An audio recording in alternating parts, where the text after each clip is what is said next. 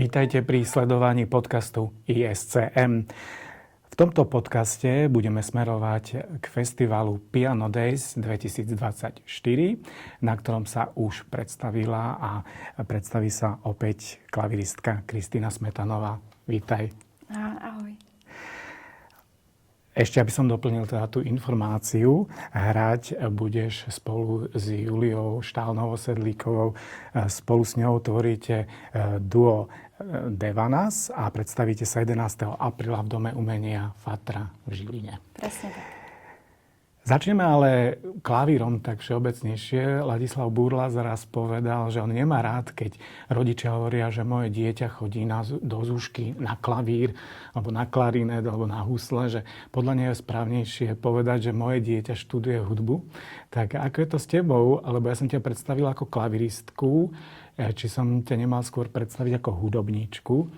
A dokonca teraz pred týmto rozhovorom si hovorila aj o tom, že účinkuješ dokonca v divadelnom predstavení a študovala si aj skladbu. Tak ako je to s tebou, s klavírom a s hudbou? Tak ja posledné obdobie, keď niekam posielam životopis, respektíve bio, tak už si tam začínam uvádzať, že som hudobníčka práve z týchto dôvodov, čo si uviedol. A teda áno, študovala som klavír, ten som študovala najdlhšie. Ale tá hudba ma sprevádzala v podstate celý život a od malička som sa učila aj spievať. Aj som súkromne chodila na hodiny kompozície, napríklad k Víťazoslavi Kubičkovi, alebo dokonca u Ilia Zelienku som bola, vďaka tomu, že naše rodiny sa poznajú. A u Stanislava Hochela si študovala? Potom som už študovala na konzervatórium riadne kompozíciu. A teda to štúdium hudby bolo u mňa trošku obšírnejšie, že netýkalo sa len klavíra, ale zaujímala som sa aj o iné nástroje. Napríklad vlastne, keď študujete kompozíciu na konzervatóriu, tak trošku siahnete aj k tomu dirigovaniu, k nejakým bicím nástrojom. Takže je to také rozmanitejšie, čo ma veľmi tešilo a dalo mi to určité podnety aj k tomu klavíru ešte. Potom si predsa len musela vybrať, keď si išla na VŠMU, kde si študovala aj doktorandské štúdium, tak si sa tak koncentrovala na ten klavír. Ale napriek tomu stále fungujú aj tie iné veci. Ako je to s tebou teraz? Do akej miery je klavír tým dominantným? Tak klavíru stále venujem najviac času. V podstate na ne hrám celý deň, lebo aj pracujem na konzervatóriu, čiže už je to aj moja práca, že korepetujem a sprevádzam momentálne klarinety a hercov pri speve, takže aj to je celkom také rozdielne. A keď som išla na VŠMU, tak som si musela vybrať teda medzi kompozíciou a klavírom a prišlo mi, že ak to chcem robiť profesionálne, hru na klavír, tak budem sa tomu musieť ešte venovať veľa rokov pod dozorom nejakého pedagóga a som za to veľmi šťastná. K tej kompozícii sa ešte dostávam niekedy a momentálne najmä píšem pesničky alebo teda hudbu do divadla a je to teda niečo v populárnej hudbe viac, ale napríklad aj preto naše Devanas duo som napísala skladbu, ktorú sme nahrali na CDčko a mám v pláne napísať aj ďalšie, ale najviac ma inšpiruje, keď s niekým priamo hrám a môžem to pre nás napísať, že asi to už nechcem písať do šuplíka, že možno sa to niekedy zahrá, ale tým, že tomu môžem ja priamo dopomôcť, že to zahrám. Napriek tomu, že ten tvoj záber je takto široký, tak predsa len by som sa sústredil na klavír aj v súvislosti s Piano Days. Ale aj keď sa budeme sústrediť na klavír, tak opäť je tam hudba dominantná. Pamätáš si ten moment, kedy si prišla na to, že klavír, okrem toho, že sú to prsty a hráčský aparát a že sú to klávesy, že to je v prvom rade vyjadrovací prostriedok teba, umenia a hudby? Určite áno. Ja si myslím, že prvýkrát siahla na klavír, respektíve začala som chodiť naň, keď som mala 4 roky. Čiže sú také veľmi matné spomienky na nejaké stupnice. Tie som až tak nebrala ako vyjadrovací prostriedok. I keď aj stupnice dajú hrať veľmi tvorivo. No tak ale v tom veku som to samozrejme patrične nenávidela, ale páčilo sa mi, že napríklad môžem do toho klavíra dať hnev alebo sa započúvať aj do toho jedného tónu. To sú teda také tie detské vnemy, čo som mala úplne od začiatku. A teraz podstate, keď neviem nejak sa vysporiadať aj s nejakou emóciou, tak idem ku klavíru a zahrám si, zaimprovizujem si niečo a vlastne je to taký druh terapie. Takže takto sa to pretransformovalo počas tých rokov. Okrem toho, že si takto improvizuješ, tak hrávaš veľmi náročné diela ako solistka na recitáloch, ale aj v spolupráci s inými hráčmi, aj s orchestrom si hrala. Akým spôsobom uvažuješ o tom, čo hrať, do čoho sa pustiť? Na škole spolu pravdepodobne s profesorkou Černeckou ste o tom uvažovali, ale teraz, keď si už sama na seba nechaná, tak ako to vyzerá to tvoje uvažovanie, že do čoho sa pustiť, čo hrať?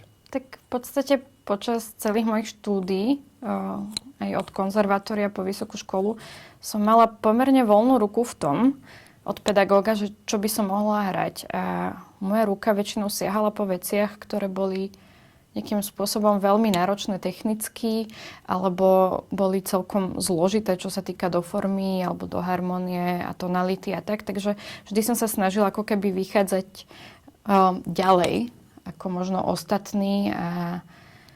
A tým pádom teraz som v stave, kedy už aj rada siaham naspäť k tým dielam, ktoré som už niekedy naštudovala, teda samozrejme už s nejakým vyspelším pohľadom a tak, že nemám ako keby teraz tendenciu vyberať si nejaké nové veci, čo som nemohla, pretože v tomto som mala vždy slobodu. A tak možno, že teraz sa dostanem skôr k nejakej jednoduchosti po tých rokoch. To by som možno rada. To sa hovorí o mladých klaviristoch, že majú radi zložité faktúry a hustú sadzbu a technické výzvy a že ako človek starne, tak sa tak znútorňuje a zistí, že aj jednoduchá melódia sa dá zahrať veľmi tvorivo, takže už si na tej ceste od toho technicky náročného, pretože napríklad teraz nedávno si mala recitál opäť z veľmi náročných diel. Áno, to som práve siahala za tými náročnými vecami, ale práve na tom recitále som si prvýkrát dovolila urobiť improvizáciu, čo bolo pre mňa niečo veľmi odvážne, ale zároveň to bola ako keby najjednoduchšia skladba z toho celého koncertu, tým, že sa to teda tvorilo priamo na pódiu a bol to až taký meditačný moment.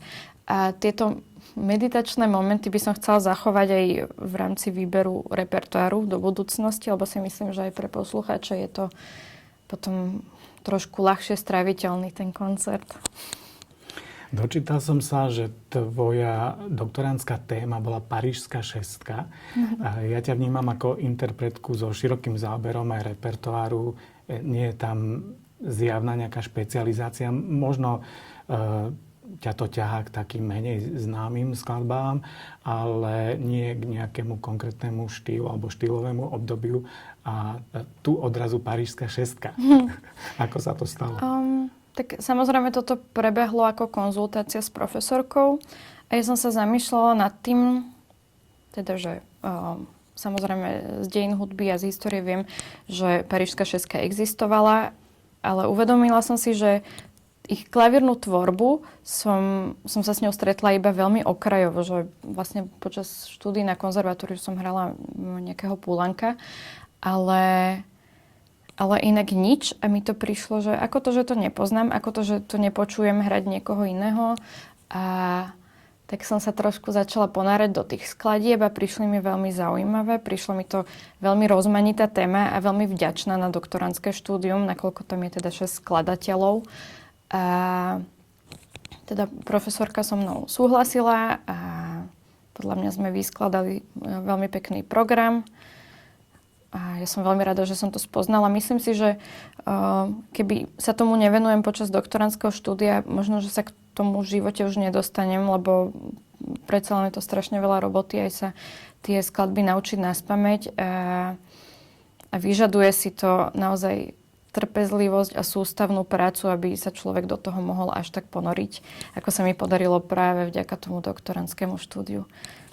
Súčasťou toho štúdia, predpokladám, bolo teda naštudovanie konkrétnych skladieb, ale zároveň aj uvažovanie, verbalizovanie, formulovanie vecí, hľadanie kontextov. Je to dôležité pre interpreta nie len hrať, ale spoznávať aj celý ten kontext? Určite áno. Samozrejme niektoré skladby si to ako keby vyžadujú menej, respektíve predpokladáme, že o tých skladateľoch už aj niečo vieme, samozrejme, keď to študujeme. Ale ja si veľakrát myslím, že skladateľ aj napísal do tých nôt to, čo myslel a že niekedy to hľadanie mimo hudobného obsahu až tak není nápomocné. Ale napríklad pri týchto skladateľoch, o ktorých som predtým veľa nevedela, tak mi veľmi pomohlo si o nich prečítať, o tých filozofiách, ako to brali, a aby som potom nevnášala do tej hudby niečo, čo tam nepatrí. A tak som vlastne spoznala ich životy, ich prístup ku kompozícii a dozvedela som sa také veci, ktoré niekedy niektorí učitelia alebo profesori to tak len tak preskočia a povedia, že to nebola až taká hlboká hudba, ale pritom tá hĺbka práve u Parížskej šestky je veľmi cítiť, len ju netreba brať na ľahkú váhu na základe toho notového materiálu. Tak. Presne na to som sa chcel opýtať, že Parížskú šestku sme všetci preberali na rôznych stupňoch škôl v rámci dejín hudby a inde.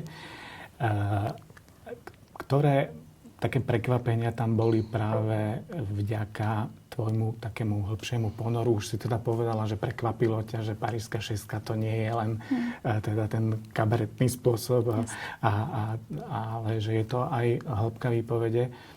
Môžeme ešte konkretizovať nejaké ďalšie možno veci, ktoré si tak vo všeobecnosti v súvislosti s touto hudbou neuvedomujeme? Tak napríklad od Germaine Tailleferovej som hrala iba jednu krátku skladbu, bola to Romance, ale ona má niekoľko takýchto krátkych skladbičiek. Taká málo poznaná alebo frekventovaná skladateľka. Ale je to vlastne veľmi šarmantné a mne tak v tej jednoduchosti, ktorú ona dokázala zachytiť, je veľa práce napríklad s tou tonalitou, s harmóniami a je tam ako keby veľa nápadov, ktoré sa nesnažia byť nejakým spôsobom inovatívne, ale iba to tak plynie a že tá hudba je stále krásna, stále ju beriem ako modernú, ale zároveň nesnaží sa byť nejaká výbušná a tak, že práve krása je v tej jemnosti. A napríklad takúto jemnosť vidím aj u Poulenca, od neho som teda teraz hrala Nocturna, ktoré boli napísané počas, myslím, že 10 rokov alebo tak. Je to teda uzatvorený cyklus, ale každé prináša absolútne iný svet, dokonca majú aj programové názvy a nie všetky teda. A tam tiež on ukazuje, ako dokáže pracovať s tým klavírom, s nástrojom, je vidieť, že mu rozumel a veľmi pracuje na takých malých kúsočkoch hudby, ktoré majú význam, pokiaľ ich pochopíme a pokiaľ si nájdeme ten význam aj ďalej v priebehu skladby. A teda je podľa mňa veľmi dôležité, aby interpret rozumel týmto skladbám. A tým, že sa toho deje tak strašne veľa, zároveň na krátkej skladbe, čo má často 2 minúty, ale udeje sa tam strašne veľa tém, ako keby v nej bola celá sonátová forma napríklad. A to zároveň možno aj tá cesta k tomu, ako sme hovorili, k hĺbke, ale zároveň k zjednodušenosti, že to nie, že by boli málo nároční títo skladatelia, ale že človek neohúri na prvú možno virtuozitou a podobne. Oni sú takí stručnejší, by som povedala, že už sa tak, no presne, že oni boli proti tomu takému pátosu a tak, a že toto tam naozaj nie je. A sú veľmi struční v tom, čo chcú povedať, teda z tých skladeb, čo som ja hrala, ale v tej stručnosti je zároveň všetká hĺbka, len ju treba precítiť a možno nechať doznieť v sebe. Ešte to je to. Poďme teraz otvoriť tému Devanas Duo, ktoré tvoríš s Juliou Štálnovou-Sedlíkovou. Hráte spolu štvoručne alebo na 2 klavíroch. Predstavíte sa aj v rámci festivalu Piano Days. Ako ste sa našli a takto hudobne a aj nehudobne spriatelili? Tak s Juliou to začalo vlastne ešte počas štúdií na konzervatóriu. My sme vtedy vlastne obidve boli v triede Petra Čermana.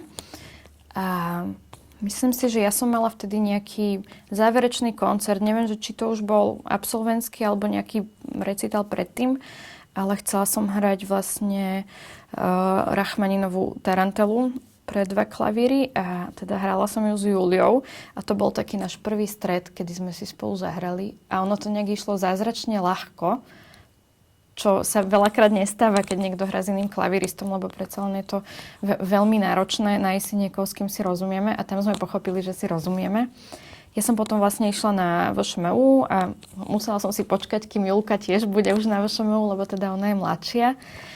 A tam sa diali tie projekty pre klavír štvoručne alebo dvojklavírové, čiže sme mali šancu počas štúdia na VŠMU naštudovávať celkom široký repertoár. Až to vyvrcholilo v tom, že sme sa rozhodli nahrať CD-čko so súčasnou slovenskou klavírnou tvorbou pre klavír štvoručne, takže niektorí skladatelia nám napísali skladby, niektoré už existovali a bol to strašne taký pekný projekt, ktorý ešte zocelil nás ako toto komorné duo Devanas. Určite vás to teší, je to krásna robota. A poďme na tú možno, že odvrátenú stránku v tom zmysle, zamerajme sa na štvoručnú hru, aj keď hráte na 2 klavíroch. Odvrátená stránka štvoručnej hry je práve v tom, že máš len polovicu klaviatúry. A okrem toho, že to prináša radosť, to spolúčikovanie, tak má to aj isté obmedzenia. Vidíš teda nejaké možno, že to je také silné slovo, že zápory, ale predstavím, že také výzvy skôr, že čo treba riešiť v klavírnom duu.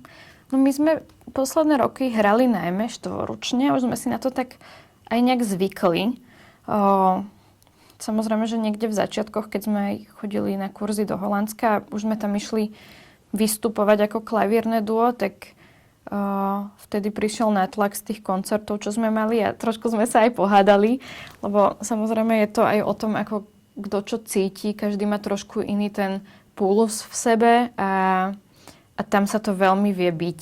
Teda, že hociaká maličkosť a pri štvoručke to musí byť extrémne presné a musíme sa cítiť komfortne vedľa seba, lebo pokiaľ by sme sa necítili, tak sa tam človek aj drgá vlastne a je veľmi blízko toho druhého a častokrát prekryžujeme ruky a no. Takže že máme sa radi a nepokazilo nám to vzťah, ani tie štvoručky.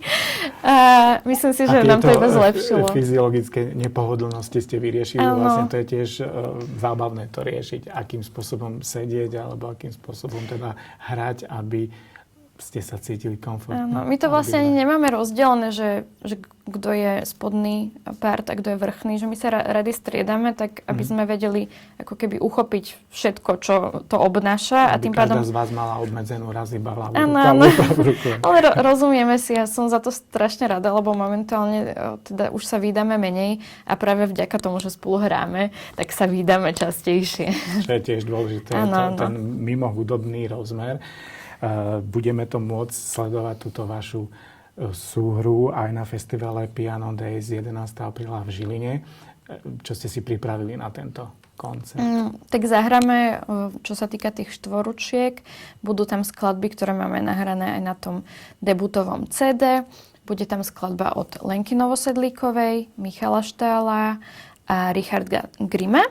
A potom, aby sme to doplnili niečím klasickejším, tak zaznie Smetana. A potom... V roku českej hudby. A potom budeme hrať vlastne pre 2 klavíry. Tam máme Piazzolu, Kardoša a ešte tam je Colin McPhee. Takže je to celkom také rozmanité. V podstate sme vybrali nejaké také najobľúbenejšie naše skladby naštudované za tie roky. A je to celkom výzva, lebo ten koncert bude naozaj veľmi dlhý a nemali sme zatiaľ nikdy až takýto dlhý priestor. Takže sa na to teším, ako to dopadne. Aj my. Na záver tohto rozhovoru som si pripravil pre teba hru. Hru? Rada hrávaš hry? Záleží aké. Neviem. Táto je veľmi náročná. Myslím, že nie až tak. Hrával som sa ju s mojimi deťmi na dlhých cestách dával som im na výber z 2 vecí a oni si museli vybrať jednu. Je to veľmi jednoduché. A bez udania dôvodu? Alebo... Práve, že potom to aj trochu okomentovali. Dobre. A tá hra mala pre mňa ten význam, že som sa dozvedel o svojich deťoch viac.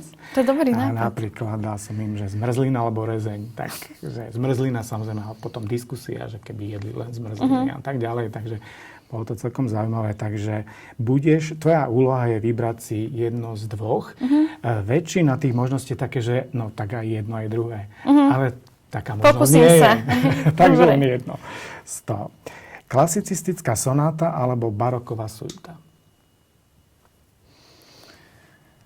Momentálne to cítim na barokovú suitu. Bez komentára. Bez komentára. A to sa mení, to sa mení. To sa mení. Hej. Hudobná analýza alebo dejiny hudby? Hudobná analýza.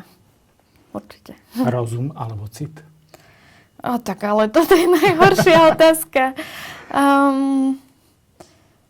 To sa tiež strieda, ale možno, že aké máš obdobie teraz, že čo ťa v umení alebo v hudbe viac priťahuje, či štruktúra alebo výraz emócie? Tak už po toľkom štúdiu asi je to rozum, ale teda bolo obdobie, kedy som viac hľadala ten cit v tom. Tak to sa asi obratí zase niekedy. Matematika alebo chémia? Matematika. Príde mi bližšie k hudbe. Koncert alebo individuálne štúdium, príprava? Koncert. Solo alebo komorná hra? Človek by najradšej odpovedal jedno aj druhé, samozrejme v rovnováhe. Momentálne skúsme si som vybrať. odohrala solový koncert a teším sa na komornú hru, takže sa... Tak momentálne komorná hra. Momentálne Je pred komorná tebou. hra. To sme trošku aj hovorili. Hutná, technicky efektná sadzba alebo jednoduchá meditatívna melódia? Teraz potrebujem tú jednoduchú meditatívnu. Systém, štruktúra alebo voľnosť? Systém, štruktúra. I keď si improvizovala na poslednom recitáli, ale... tak väčšinou som hrala Väčšinou.